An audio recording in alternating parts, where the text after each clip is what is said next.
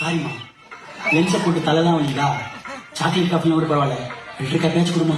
அண்ணா filter காஃபிக்கா இவ்வளவு கேட்க? ஆமா, இருங்க நான் உங்களுக்கு லியோ காஃபியே போட்டுறேன்.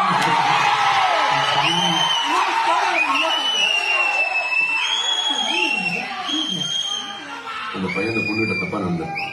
அவனுக்கு சப்போர்ட்டா 4 பேர் உள்ள வந்திருப்பான். பதிலுக்கு நம்ம காஃபி ஷாப் நம்பர் அவங்களை கூட்டிட்டு